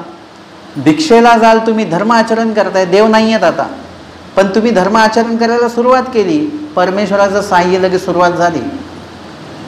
तुम्ही म्हटलं माझं पाठांतरच होत नाही, परंतु तुम्ही जर का पाठांतर करायला लागले, वचन जाऊ नये ती जे वचनाचं पालन तुम्ही करायला लागले की लगेच परमेश्वराची उपस्थिती ती होते तिथे आणि वचनं तुमची पाठ राहायला लागतात. असं परमेश्वराचं साह्य होतं.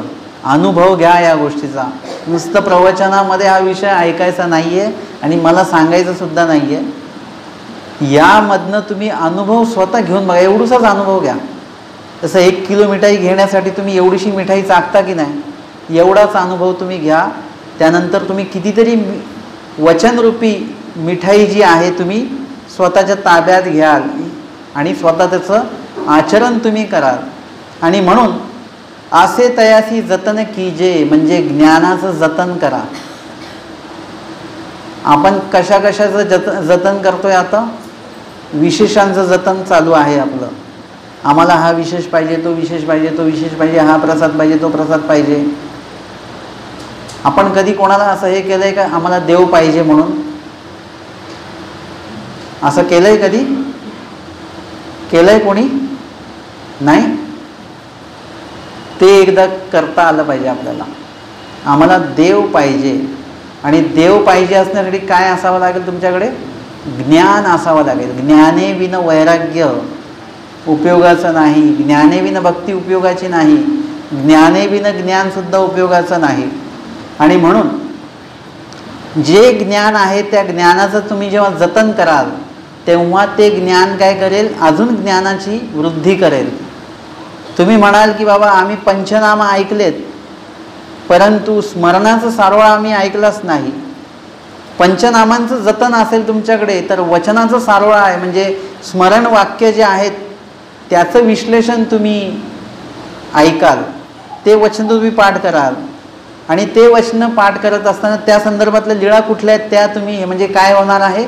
पंचनामाचं जतन केलं तर पंचनाम तुम्हाला काय करतील? नामस्मरणाबद्दलचं आचरण काय आहे ते तुम्हाला त्याच्याविषयी जिज्ञासा निर्माण करायला भाग पाडतील. असं आपलं ज्ञान, थोडं ज्ञान आपल्याला अजून ज्ञान घेण्याची वृत्ती आपल्यामध्ये जागी करत असतं.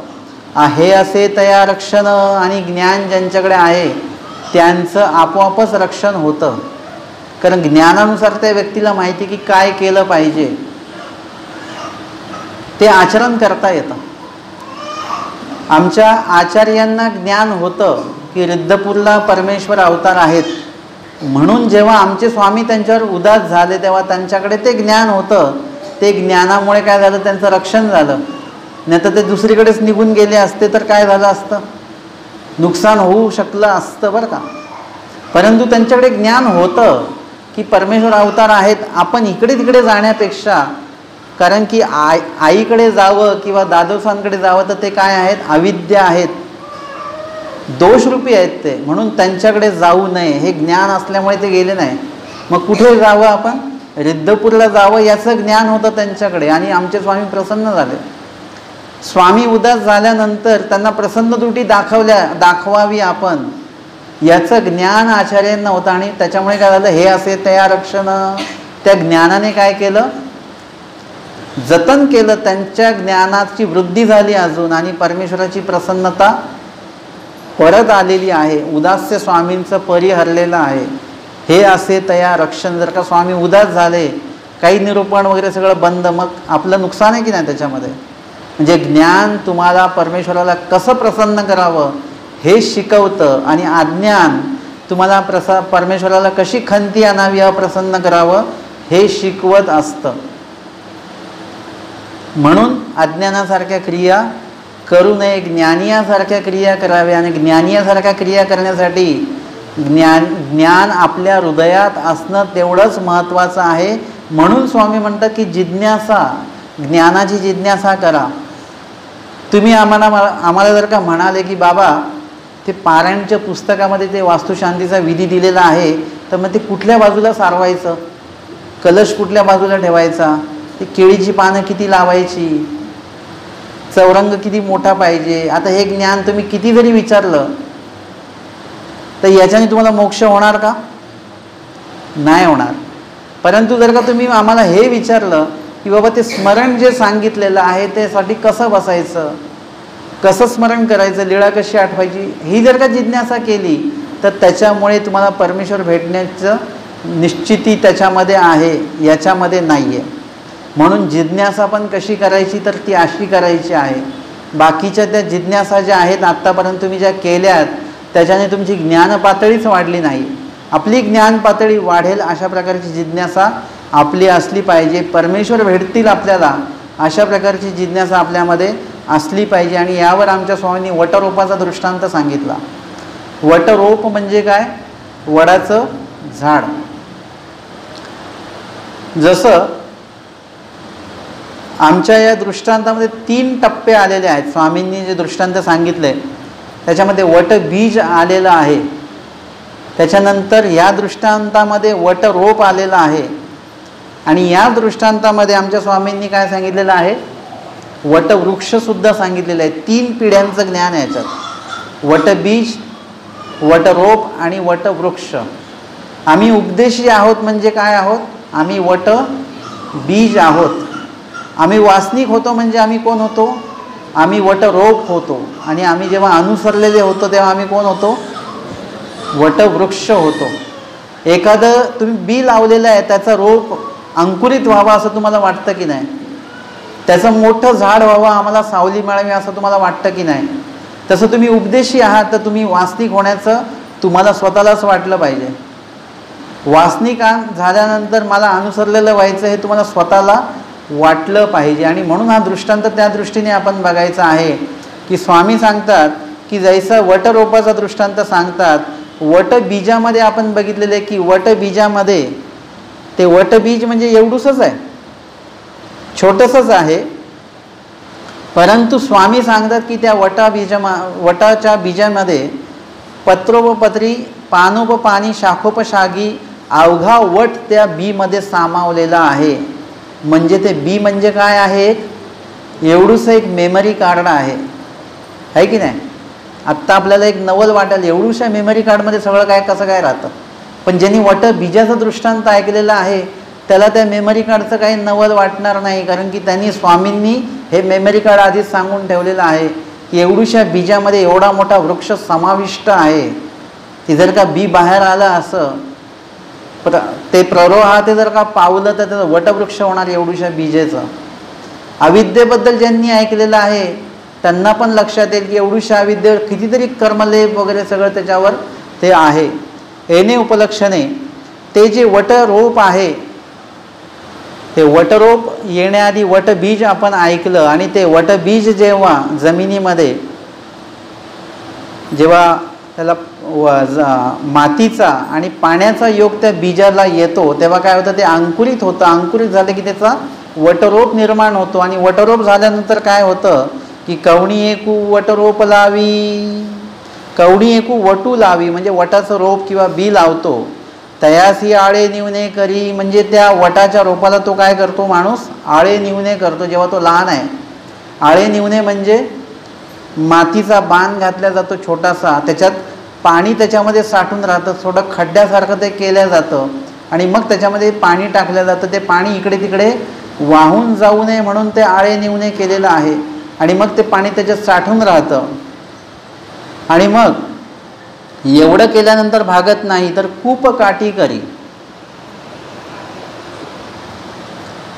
कूप काठी करी म्हणजे ते जे झाड आहे ते जर का कूप काठी केलं नाही तर पुढे सांगितलेलं आहे ते शेळ्या मेंढ्याच्या खुररवीज आहे. म्हणजे शेळ्या मेंढ्या तिकडून आल्या गेल्या तर त्यांच्या पाय पडल्याने ते झाड मोडून जातं. ते वटरोप जे आहे ते मोडून पडतो आणि ते मरून जाईल. ते मग त्याचं नुकसान होऊ नये, ते छोटा आहे त्याचं नुकसान होऊ नये म्हणून त्याला काय केलं, कूप काठी केल्या जाते. म्हणजे बाजूनी कुंपण घातल्या जातं त्याच्या, आणि त्या कुंपणामध्ये ते झाड सुरक्षित तिथे राहतं. आता त्या झाडाच्या त्या मुळापर्यंत फांदीपर्यंत कोणी पोचणार नाही, म्हणजे पशु पक्षी वगैरे पोचणार नाहीत. आणि मग अशा प्रकारे ते कूप काठी केल्यानंतर त्या झाडाची वाढ वृद्धी होते. कारण की त्या झाडाला कुठल्या प्रकारे इजा होत नाही त्या वटरोपाला. आणि आळे निवणे केल्यामुळे पाणीसुद्धा त्याला मिळतं आणि त्याच्यामुळे काय होतं, त्या वट रोपाची वाढ वृद्धी होत होत होत हळूहळू त्याचं काय होतं, वटवृक्ष तयार होऊन जातो त्याचा. स्वामी सांगतात तैशी प्रौढ झाल्या म्हणजे वटवृक्ष झाल्या. हस्तीच्या गजगंडा जरी बांधल्या परी न वचे. जे हस्तींचा समूहाने जरी ते झाड ओढू म्हटलं तर का वटवृक्ष जो आहे पूर्णत्वाने वाढीस गेलेला जो वटवृक्ष आहे त्याच्या पारंब्या लोंबतायत वगैरे, हा वटवृक्ष इतक्या ताकदीचा असतो की त्याला हत्तीच्या समूहाने जरी काय पाडू म्हटलं ओढू म्हटलं तरी ते ओढल्या जाणार नाही, एवढी ताकद त्याच्यामध्ये येते. ते बीमध्ये आहे का ती ताकद, क्षमता आहे बीमध्ये की वटवृक्ष निर्माण करण्याची, पण वटवृक्षाची जी ताकद आहे ती वटबीजामध्ये नाही आहे. क्षमता आहे पण ताकद नाही आहे. वटरोपामध्ये सुद्धा ती ताकद नाही आहे. परंतु त्या वटबीजाचं आणि वटरोपाचं जर का जतन केलं तर काय होतं, त्याचा वटवृक्ष तयार होतो आणि त्या वटवृक्षामध्ये ती ताकद आहे जी कुणालाही टक्कर देऊ शकते. कुणाच्याने ती सहजपणे पाडल्या ते झाड पडणार नाही, ती क्षमता त्याच्यामध्ये येते. तसं आपण जेव्हा उपदेश घेतो तेव्हा आपण एक वटबीजामध्ये असतो.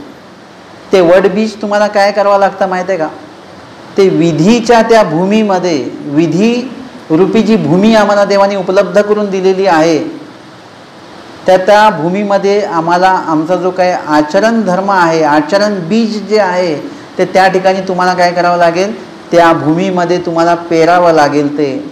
त्याच्यावर विविध सेवादास्यांचं जे काही योग रूपी जे पाणी आहे ते पाणी तुम्हाला तिथे द्यावं लागेल. सतत तुम्हाला ते आचरण तुम्हाला करावं लागेल कुठलं ना कुठलं, जेणेकरून तुमचं जे उपदेश बीज जे आहे त्याच्यातनं काय अंकुरित झालं पाहिजे, धर्म अंकुरित झाला पाहिजे, विधी अंकुरित झाला पाहिजे.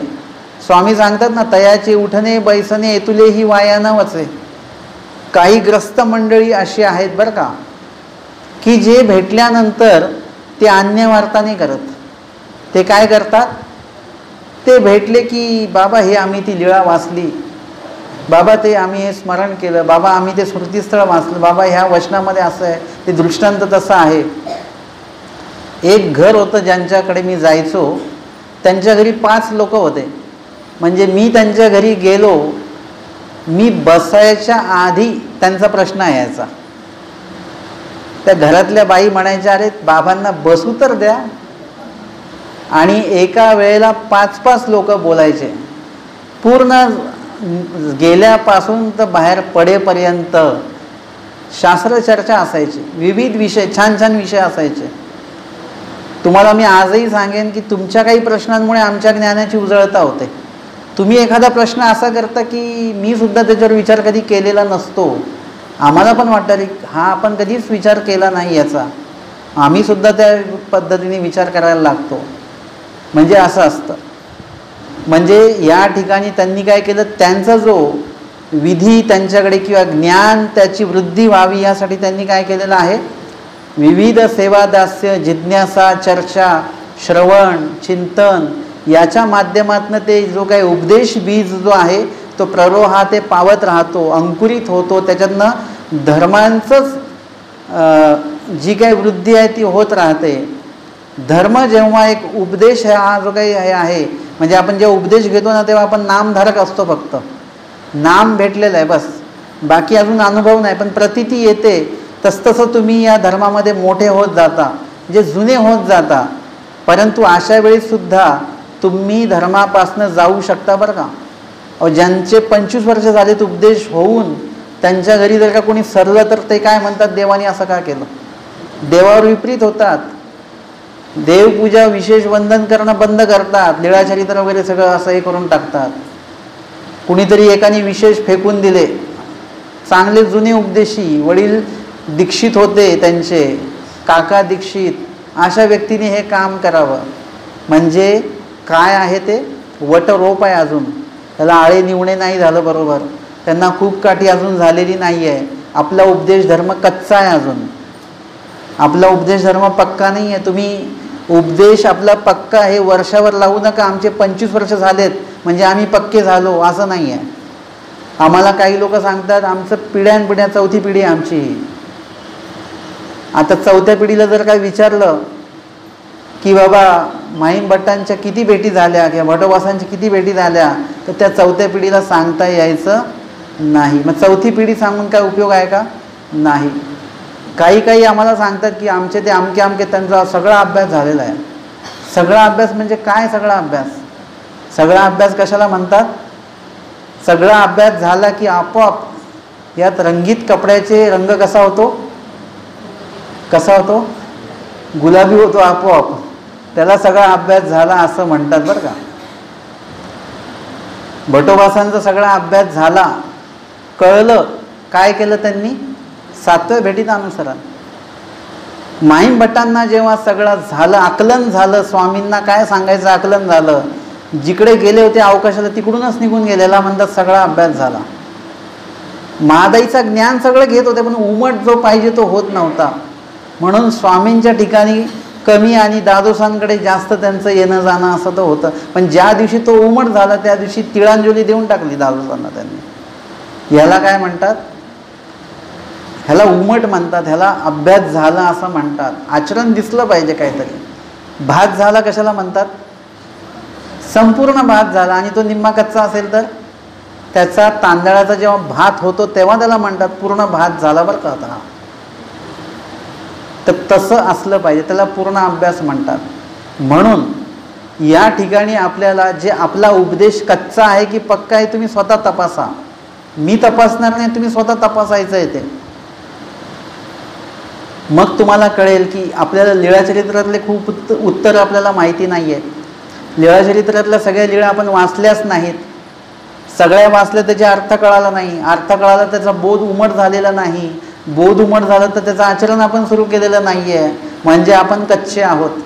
आपल्याला काय करावं लागेल, आपल्या उपदेश धर्माचं जे काही रोप आहे त्याला आळे निवणे करावं लागेल. म्हणजे आपल्याला धर्म भेटतोय नाही भेटतो अशातला भाग नाही आहे. पुस्तकं उपलब्ध आहेत तुम्हाला भरपूर, ते आपण वाचत नाही. आलेली पुस्तकं वाचतो, ऐकतो, परंतु सगळे वाहून जातं, आमच्या डोक्याहून चाललं आहे. म्हणजे काय, आळे निवणे नसल्यामुळे जे पाणी टाकलं जातं रोपाला ते वाहून जातं आहे, डोक्याहून जातं आहे. ते पाणी जमिनीवरून जातं आणि आपलं ज्ञान डोक्यावरून जातं. आपल्याला काय करावं लागेल, आळं निवणं करावं लागेल, ज्याच्यामुळे आपली ती जिज्ञासाचं आळं निवणं करावं लागेल. जिज्ञासेचं आळं निवणं जर का तुम्ही केलं, जिज्ञासेचा बाण जर का तुम्ही घातला, तर त्या जिज्ञासेचा बाण घातल्यानंतर जे काही तुम्हाला त्याच्यातनं आचरण, त्याच्यातनं जो काही विधी मिळणार आहे तो विधी त्या जिज्ञासाच्या बांधेमध्ये काय होईल, साठून राहील. आणि ते साठलेलं जे काही, जतन केलेलं जे काही ज्ञान आहे, विधी आहे, आचरण आहे, ते तुम्हाला उपयोगी पडणार. कशासाठी? तुमचं ते वट रोप जो वाढवण्यासाठी, म्हणजेच तुमचा उपदेश रोप जो आहे तो तुम्हाला वाढवत वाढवत वाढवत काय न्यायचा आहे, मोठा करायचा आहे. त्याचं वट झाडामध्ये रूपांतर करायचं आहे. आता नवीन एक टप्पा आपण घेतला, वट बीज, वट रोप आणि वट झाड. झाड म्हणजे साधारण झाड असतं, वृक्ष म्हणजे वेगळा, परत एकदम मोठाच्या मोठा. वट झाड त्याचं तयार होईल आणि त्या वट झाडाचं परत आपल्याला आळे निवणे आता करावे लागत नाहीत बरं का. वट झाडाला आळे निवणं, पाणी वगैरे घालावं लागत नाही. एकदा झाड मोठं झालं की त्याच्या ज्या मुळा आहेत ना, मुळ्या, ते जिथे पाणी असेल जमिनीत तिथपर्यंत पोहोचतात. किती विशेषता आहे. एक झाड आहे जो स्थावर या नरकामध्ये आहे, नरकफळ भोगतोय, पण त्याला माहिती आहे पाणी कुठे आहे जमिनीमध्ये, त्याला माहिती आहे. तो बरोबर पाण्यापर्यंत त्याच्या मुळ्या पोहोचवतो आणि तिथून ते पाणी सप्लाय करतो. तो पाईपलाईनची सगळ्यात पहिली शोध जो आहे तो झाडांनी लावलेला आहे. जिथे कुठे पाणी साठा असेल तिथून पाणी स्वतःकडे ओढून घ्यायचं. तसं आपलं पण काय झालं पाहिजे, जिथे जिथे विधी आहे, जिथे जिथे ज्ञान आहे, तिथे आपण स्वतः पोचलो पाहिजे. आपले विचार पोचले पाहिजेत, आपले काही लोक तिथपर्यंत पोचले पाहिजेत. आपण जरी पोचत नाही तरी सांगितलं पाहिजे, का हो तुमच्या विभागात कुठे पोथी लागलेली आहे? हो लागलेली आहे. तिथे जा बरं, तिथे जा आणि तिथून मला फोन करा, मला ती पोथी ऐकायची आहे फोनवर. तिथलं रेकॉर्डिंग करा, ते रेकॉर्डिंग मला पाठवा. तिथे जाऊन तुम्ही ऐका, श्रवण करा, काय होतं मला फोनवर सांगा काय विषय चालला आहे. तुम्ही नाही पोचू शकत, तुमचा फोन पोचू शकतो, तुमची एखादी व्यक्ती पोचू शकते, तिथली रेकॉर्डिंग तुमच्यापर्यंत पोचू शकते. जिथे जिथे ज्ञान जातंय, जे ज्ञान तुमचं उपदेश धर्माची वाढ वृद्धी करणार आहे, त्या त्या ठिकाणी तुम्ही पोहोचा आणि तिथे तुमच्या त्या उपदेश झाडाचं आपल्याला काय करायचं आहे, उपदेश वृक्ष, वटवृक्ष तयार करायचं आहे आपल्याला. म्हणजे ही वाढ वृद्धी आपल्याला करता आली पाहिजे. आणि म्हणून या ठिकाणी वटरूपाचा दृष्टांत आपण बघितला. आणि वटवृक्ष होणं म्हणजे काय आहे, वटझाड होणं म्हणजे काय आहे, वासनिक होणं आहे. एकदा तुम्ही वासनिक झालात की आपोआप सहज तुमची वटवृक्षाची जी काही अंतर आहे तुमच्यात आणि वटवृक्षामध्ये, वटझाडात आणि वटवृक्षातला अंतर कमी आहे. वटरोपातला आणि वटझाडातला अंतर खूप मोठं आहे, पण वटझाडातला आणि वटवृक्षातला अंतर कमी आहे. हे पटकन सर केल्या जाणार आहे. म्हणून आपण वटझाड एकदा झालो, वासनिक एकदा झालो की सहजपणे अनुसरण आपलं आपोआपच घडणार आहे, सहजपणे घडणार आहे. आणि म्हणून इथे वटरोपाचा दृष्टांत आपण पाहिला. तसं स्वामींनी सांगितलं की कोमळ ज्ञानामध्ये विघ्न होऊ शकतं कसलंही. कोमळ ज्ञानी असताना तुम्ही, कोमळ उपदेशी असताना तुम्ही धर्मापासून जाऊ शकता, पण तुम्ही जर का जरट एकदा झालात ज्ञानाने आणि आचरणाने, मग तुमच्या जीवनात किती मोठा जरी संकट आलं तुमच्या जीवनामध्ये, किती मोठं नुकसान जरी झालं तुमच्या आयुष्यामध्ये, तरी तुम्ही अजिबात देवाला कधीही सोडत नाही, कधीच नाही सोडणार. काही जरी झालं तरी तुम्ही देवाला मात्र सोडणार नाही. असे कितीतरी आपले उपदेशी लोक आहेत, त्यांचं एवढं मोठं नुकसान होऊन जातं, मग त्यांचे अन्य नातलग त्यांना म्हणतात, बघा तुम्ही हा मानव धर्म स्वीकारला ना, म्हणून हे तुम्ही असं कंगाल झाले सगळे, तुमचा व्यवसाय सगळा बुडाला, भिकेला लागले, तुम्ही सोडून द्या तो धर्म. परंतु जर का तो वासनिक असेल ना, तो काय म्हणतो, सगळं सोडेल, परंतु मी देव सोडणार नाही, धर्म सोडणार नाही. त्याचं स्मरण हे चालू असतं. असे सुद्धा उपदेशी आम्ही बघितलेले आहेत, जे गरीबातले गरीब आहे, रोजचा हातार कमवून खातात ते असं आहेत, परंतु देव मात्र, देवसुद्धा आम्ही असं बघतो की बाबा ह्यांनी तर देवाशी भांडलं पाहिजे, परंतु ते देवाशी कधीच भांडत नाही. ते देवाशी एकनिष्ठ आहेत. हे काय आहे, हे जतन करतायत, ते धर्म जतन करतायत, असं आपलं असलं पाहिजे. आणि मग भटोबासांना स्वामींनी पहिलं वचन निरूपण केलं की विकार विकल्प शून्य. आमच्या आचार्यांनी काय केलं, दोन्ही हात जे ते कानावर ठेवले. का कानावर ठेवले, मला ते अस्तिपरी ऐकायची नाही आहे किंवा पाठ करायची नाही आहे म्हणून कानावर नाही ठेवले बरं का. त्यांनी का कानावर ठेवले हात? मला तुमच्या नंतर मला राहायचंच नाही आहे. तुम्ही नाही म्हणजे मी नाही, मग मी ऐकून करू काय? जर का मी म्हणालो की बघा मी गेल्यानंतर 1 तासाने हे तुम्ही वाटा म्हणून तुमच्याकडे काहीतरी दिलं, तर तुम्ही म्हणाल बाबा आम्ही तुमच्यासोबतच येणार आहोत, तर आमच्याकडे देऊन उपयोग नाही, इथे जे थांबणार आहेत त्यांच्याकडे द्या. आचार्य हेच सांगतात की मी आपल्याशिवाय राहणारच नाही आहे, मला ही संकल्पनाच मान्य नाही आहे. तुमच्याशिवाय धर्म नाही आणि धर्माशिवाय मी नाही, मी राहणारच नाही, तर माझ्याकडे मला नाही ऐकायचं. ते मला सन्निधानीच जायचं आहे. असन्निधान मिळेल मग आचरण, मग राहायचं वगैरे, वियोग दुःख करत बसायचं नाही. स्वामी असतानाच देहप्राण घात करून घ्यायचा माझा. अशा पद्धतीने हा एक भाव आहे त्यांच्यामध्ये. त्यांनी इथे नमूद केलेला नाही आहे, परंतु तो भाव त्यांच्यामध्ये आहे की मला नाही ऐकायचं आहे. स्वामी म्हणतात आणि हे कानावर हात ठेवतात, जी जी मजे हे अशक्य, माझ्याच्याने ऐकणं शक्य नाही आहे. काय शक्य नाही ऐकणं? की तुमच्या नंतर हे मला ऐकू शकतच नाही. तुमच्या नंतर हे मी ऐकू शकत नाही. जर शहरात राहणारे लोक असतात ना, त्यांना पंख्याशिवाय हे ऐकू शकत नाही, ते पंख्याशिवाय राहू शकत नाही. ते जेवढं आपलं पंख्याशी लागले पण आहे ना, तेवढंच आपलं परमेश्वराशी लागले पण असलं पाहिजे. त्यांच्यावर किंबहुना कितीतरी अधिक असलं पाहिजे. की पंखा नाही चालू म्हणजे आपल्याला घाम सुटतो, एकदम घाबरल्यासारखं होतं. तसं देव नाही म्हटल्यानंतर आपल्याला घाम सुटला पाहिजे. कसं होईल आता आपलं? लाईट गेल्यानंतर असे प्रश्न उद्भवतात, आता कसं होईल? बापरे, आता हे पंखे बंद करा बरं थोडा वेळ. सगळं अस्तिभाते बाबा हे बंद करा आता, अस्तिपरी इकडे गरम व्हायला लागलं. तुम्हाला अस्तिपरी ऐकायची असेल तर ही सुद्धा तयारी तुम्हाला करावी लागेल. जे अस्तिपरी आचरण करणारे साधक आहेत, जे भिक्षेसाठी उन्हात चालत जातात, ते काही पंखा घेऊन जात नाही सोबत. मार्गात तुम्ही जाऊन बघा, खूपसे आम्ही संवत्सरला होतो तर 12 महिने पंखे नाही, 12 महिने गरम पाणी नाही आंघोळीला, थंड पाण्यानेच आंघोळ करायची. म्हणजे ही रिहर्सल आहे आमच्याकडनं. एक आम्हाला असं वाटायचं बरं का की बाबांनी पंखा लावला पाहिजे, पण काही पंखे लावत नव्हते आणि लोखंडी पत्र्यांचा हॉल होता. एवढं गरम व्हायचं, बाहेर झोपायचं, दुपारचं पण रात्रीचं पण. असं आम्हाला तेव्हा हे कळत नव्हतं बरं का की बाबा पंखा काय नाही लावत. नंतर अभ्यास व्हायला लागला तेव्हा कळायला लागले की बाबा अप्रत्यक्षपणे आपल्याकडनं हे आचरणाची रिहर्सल करून घेत आहेत. आम्ही कुठेही जाऊ तर सगळीकडे काही पंखे असतील का? तिथे सुद्धा आम्हाला स्मरणाला बसता आलं पाहिजे. तिथे सुद्धा आम्हाला स्वस्थता आमची तशीच टिकून राहिली पाहिजे. लाईट आहे की नाही आहे काही हरकत नाही. हे सुद्धा अस्तिपरीचा एक तो भाग आहे, लक्षात घ्या. म्हणून तुम्ही एखादा विधी चालू केला घरी स्मरणाला, तुम्ही कधी नवत बसले उद्या आणि बसल्या बसल्या लाईट गेली की तुम्ही हे बघा, हे आम्ही चांगलं काम चालू केलं आणि लाईट गेली. चांगलं काम करण्यासाठीच देवानी लाईट घालवलेली आहे की त्या विना पंख्यामध्ये सुद्धा तुम्ही स्मरण करू शकता का स्वस्तपणे? हे देवाला तपासायचं आहे आणि तुम्ही स्वतःला तपासून घ्यायचं आहे. म्हणून आपल्याला अशक्य असं देवाने काहीच निरूपण केलेलं नाही आहे, फक्त आपण ते स्वतःला अशक्य समजून घेतो. परंतु आचार्यांचा भाव वेगळा आहे, आपला भाव वेगळा आहे. आपल्या सुखसुविधांशिवाय आपण देव आचरण करू शकत नाही आणि आचार्यांना देवाशिवाय आणि देवासोबत सुद्धा कुठल्याही सुखसुविधाच नको आहेत, फक्त देव पाहिजे आहेत.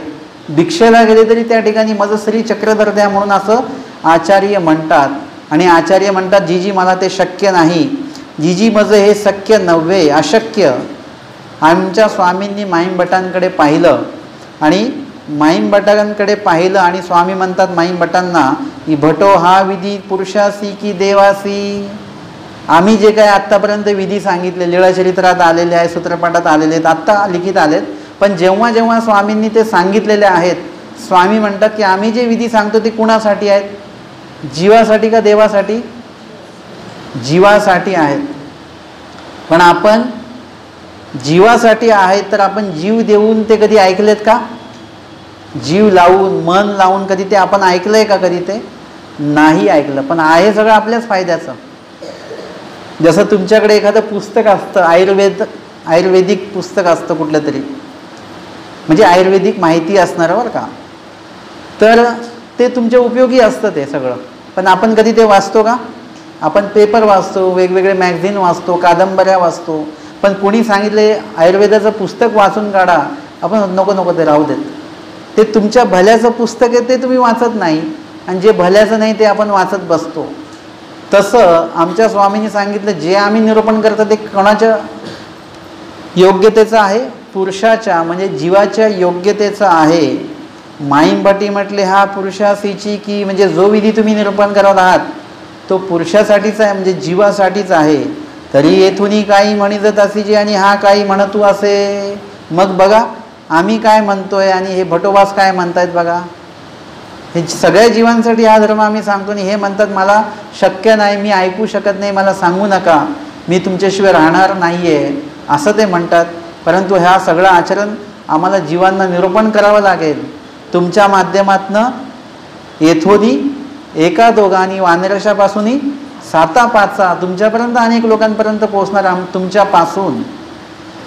मग ऐकायला नको का यांनी, आणि आम्ही सांगायला नको का, असं स्वामी माईंभट्टांना सांगतात. जसं एखाद्याला आपण समजवतो तो समजत नाही, आपण दुसऱ्याला समजून सांगायला काही याच्या फायद्याचं आहे हे, असं आपण त्यांना सांगतो.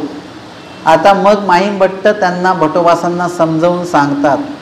कधी कधी आपण देवाचं ऐकत नाही पण जीवाचं ऐकतो, हां नेहमी असतं आपलं. परंतु भटोबासांचा भाव वेगळा आहे, देवाशिवाय काहीच नाही. म्हणजे लक्षात घ्या, आपल्याला हे आता ऐकायला थोडंसं नॉर्मल वाटतंय, पण लक्षात घ्या की भट्टोबास जे आहेत त्यांचा आत्मा म्हणजे परमेश्वर आहेत. ते जर का चालले तर भट्टोबास कसं काय जगू शकतात मला सांगा. तुम्ही कल्पना करा, आपली एखादी वस्तू गेली, मोबाईल आपला गेला तर आपण किती अस्वस्थ राहतो, किती दिवस, कशात अन्न पाण्यात मन लागत नाही लोकांचं. बरं, मोबाईल गेला तर, मोबाईल चार्ज नसेल तर माणूस एकदम येऊन जातो, अस्वस्थ होतो. जाऊ दे ती अस्थिपरी वगैरे, माझा मोबाईल चार्ज नाही आहे. इतका आत्मा त्याच्यामध्ये आहे. भटोबासांचा आत्मा कोण आहेत? खुद्द परमेश्वर. अहो समोर एवढा वर्ष, 3-3.5 वर्ष स्वामी समोर आहेत, सगळं सेवादास्य एकदम स्वामींपासनं कधीही लांब नाही. असे भट्टोबास आत्ता स्वामी गेल्यानंतर कसं काय जगू शकतात? ते शक्य नाही आहे. आणि म्हणून भट्टोबासांना ते ऐकायचं नाही. परंतु माईंभट्ट त्यांना परमेश्वराची प्रवृत्ती जाणतात आणि माईंभट्ट भट्टोबासांना समजवतात. जीवासी अशक्य नव्हे ते म्हणतात. स्वामी जे सांगतायत ना तो विधी जीवासी अशक्य नाही. आणि अशक्य ते काही गोसावी जीवासी निरूपित असते, अशक्य देवानी काहीच निरूपण केलं नाही बरं का. तुम्ही म्हणाल की देवानी हे जे काही सांगितलंय कठीण आहे, आमच्याच्याने होणार नाही. होईल, सगळ्यांकडनं होतं, फक्त आचरण करायला लागा, आपोआप होतं. अशक्य असं काहीच नाही, फक्त कठीण आहे परंतु अशक्य नाही. एकदा आचरण करायला लागलात की तुम्हाला ते कठीणसुद्धा वाटणार नाही. समजा आज खूप लोक आलेले नाही आहेत आपले, ते म्हणतात खूप लांब आहे, ते खूप लांब आहे, ते कसं भेटेल की नाही भेटेल. पण जे लोक आले ते म्हटलं अरे जवळच आहे, म्हणजे इथून उतरलं की लगेच इथे आलो, म्हणजे एकदम सोपं आहे. जे आले त्यांना ते सोपं वाटलं, जे नाही आले त्यांच्यासाठी ते कायमस्वरूपी कठीण राहणार. तसं आचरण ज्यांनी करायला लागले त्यांच्यासाठी ते सोपं झालं, पण जे करत नाही कधी त्यांच्यासाठी ते कठीणच आहे.